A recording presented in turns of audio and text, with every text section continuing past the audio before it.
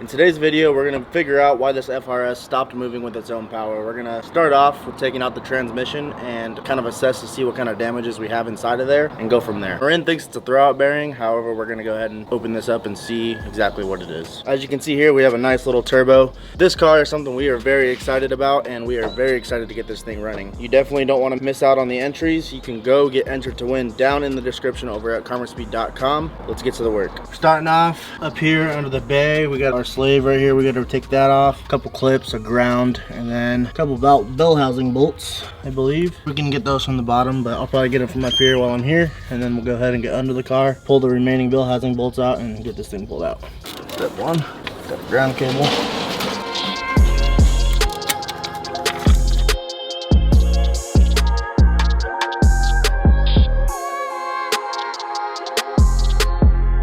Are you already pulling out bell housing? Oh no, it's clutch slave cylinder. Yeah, I am right now though. About to pull out the bell housing. This is way easier to work on than an STI so far. Yeah, well, it's about the same. I mean, it's the same setup. Just don't have the intercooler stuff in the way. Yeah.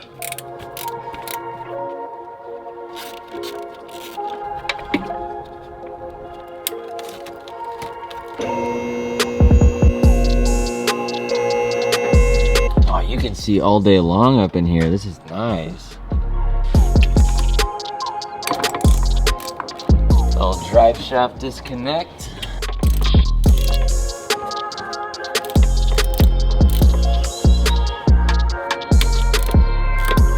I don't think these tires have flat spots on them. Nah, those are the tires that all the drift guys run. Are they the G2s or whatever? Nitto NT05s and Nitto NT555 in the front. I was just watching some dudes talk about these, but I think they call them G2s, and they like have extra smoke. I'm sure they run multiple, but they were talking about that specific one. Probably, that's probably the newer one. I was geeking out on it the other night.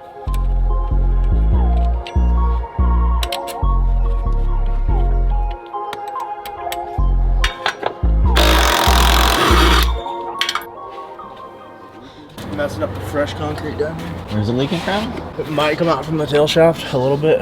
We might have to pull this exhaust out too.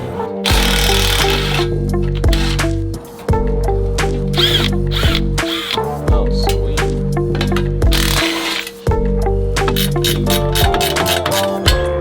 It might just all drop out, including the drive shaft. That thing weigh anything? Pretty light. Not titanium light, but not bad. All right, help a brother out. His arm's burning.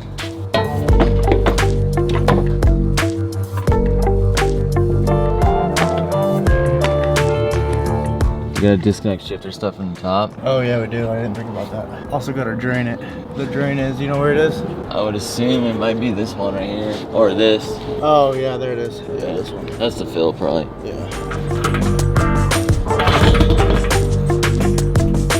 Number 10 Allen head for our drain. If you don't have that tool right there, check out our Amazon list below. That thing is the best for drain plugs. Keeps your hands clean, so when you're done, you can go grab your purse afterwards. Oh, and she's clean. Brand new.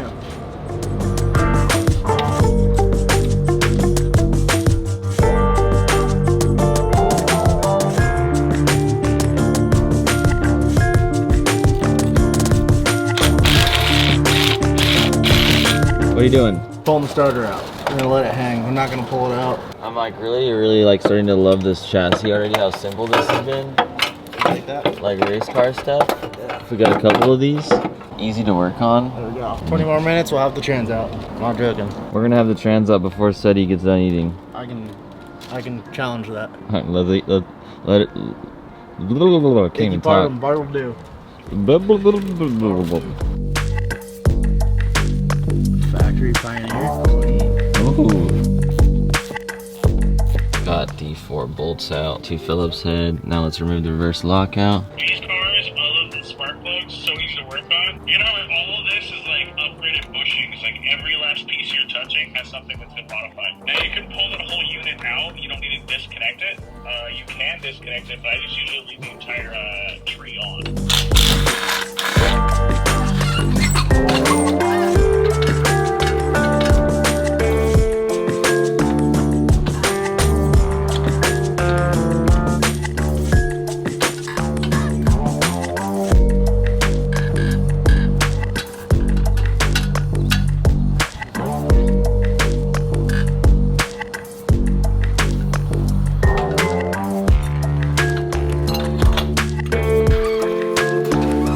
So we pulled off the throwout bearing. Shaft and everything seems good. Transmission is working. Throwout bearing is still intact. So we're wondering what's wrong. Randall's pulling off the clutch right now. Thing doesn't look very good. Yeah, that don't look good. Oh, there's no pad, there's no material left. Yeah. Oh, you know how Marin was driving this thing then. Drift City, Formula Drift. Oh my, is it glued to? Oh. Okay, Marin, I see you. That's supposed to be like a little thick right there, yeah? Yeah, just a little bit. It's probably just freaking stuck together when it was hot and then it wouldn't go anywhere. Yeah. Yeah, I pulled that guy off too.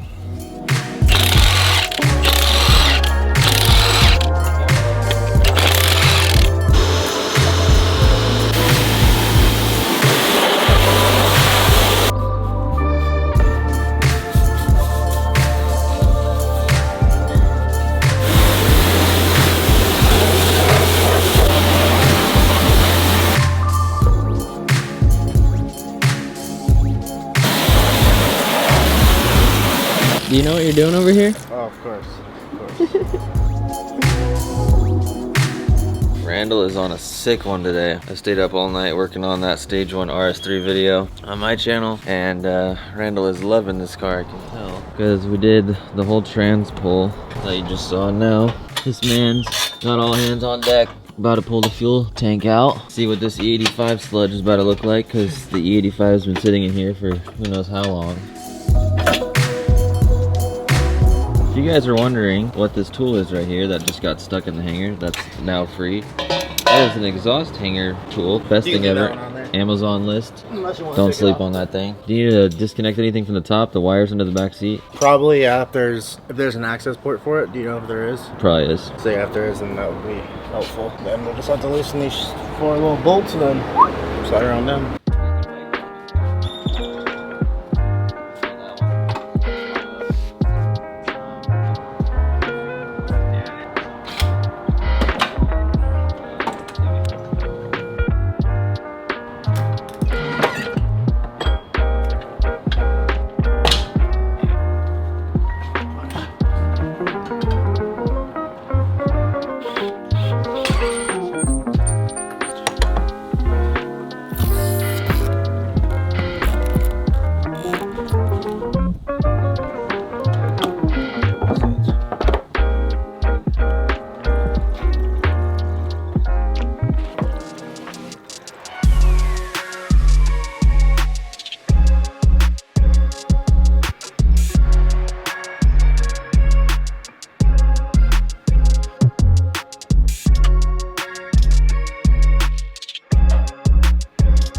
So after pulling everything out and kind of assessing everything, as Marin thought, the throwout bearing was bad. Indeed, the throwout bearing is still fine. However, it is something that we are going to replace with an OEM one. Once we got the transmission pulled out and assessed kind of the clutch, this clutch right here was heated up so much to where it actually, as you can see, it's cooked right there. This was stuck to the flywheel. Because as you know, this turbo FRS is not something that you drive lightly, so that pedal usually has got to be mashed to the floor to get optimal performance. So with Marin being Marin, obviously driving the car like it's supposed to be, we are going to have some components that are going to break over time. So we're going to get a new ACT clutch installed in our FRS and get this thing back on the road.